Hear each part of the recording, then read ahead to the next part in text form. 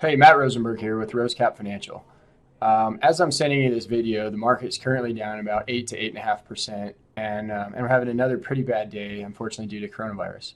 Um, I have a lot I want to say, but I'm going to try to keep it as brief as possible, and then I'll follow up with some market update information on as it gets towards the end of this video. The first thing though is basically don't hesitate to call me. Don't hesitate to email me if you have questions, concerns about your portfolio, and that's why I'm here. I live for this, and this is what I do. And it's really when, in my opinion, good advisors can differentiate themselves. We have CPA capabilities, we have tax knowledge, we have portfolio expertise. We're going to be able to do a lot potentially to help your portfolios and take advantage of things while they're down right now. I also want to remind you to stay focused on long-term goals. Goals shouldn't change just because markets change. So if your goal is retirement, stay focused on the long term. I think things will come back eventually, even though it might be a little while. And if you're in a short term, if you have a short term goal, it should be relatively safe anyways, and mostly bonds. I'd also say resist the urge to try to attempt, or I guess to try to time the market. I know that can be tempting when things are down to say, let me take my short-term cash, put it into stocks and see if there's this big rebound that I can capitalize on.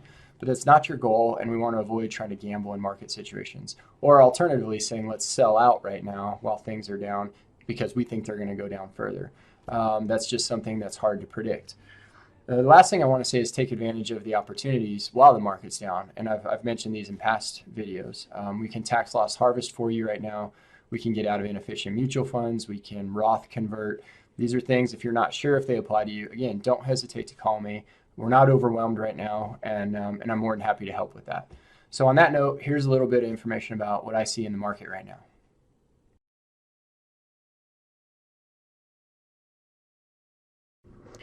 So when the market's trading at around 2,500 on the S&P 500, that's about a 26% decline from its highs of a month or so ago. When the market was at its high, it was basically projecting about a 13% growth in earnings for 2020. That's a pretty high number. Now at 2,500 level, it's projecting a 16, 17% loss in earnings or decline in earnings over the year for those companies. So that's a huge swing in the S&P 500. Where I'm going with this is that I think the market has already priced in a very significant decline for coronavirus. That means there might not be much further to go. I feel pretty good about where things are right now. People can certainly be irrational and it could go lower, but at this point I do feel good about where things are and going forward. Another thing to consider is that it's also a transient impact. So when coronavirus runs its course, we should see things start to return to normal, and that might not take very long, even less than a year. Here's some more things to consider. The table below illustrates how the stock market responded during other past growth scares and bear markets. It shows the period of positive market performance in the 12 months that followed each crisis. So if I look at, say, the financial crisis, 2007 to 2009, the market went down 57% at one point, but then over the next 12 months bounced back 67%. Similarly, during the U.S. credit downgrade, we saw a 19% sell-off, only to be followed by a 32% increase over the next 12 months. So if nothing else, this is pretty compelling evidence to stay calm and stay invested. The chart below shows how a hypothetical $100,000 investment in stocks would have been affected by missing the market's top performing days over the 20-year period from January 1st, 2000 to December 31st, 2019. An individual who remained invested for the entire period would have accumulated $324,000, while an investor who missed 10 of the top performing days during that period would have only accumulated $161,000, less than half. So you can see missing those market rebounds is very costly on a portfolio.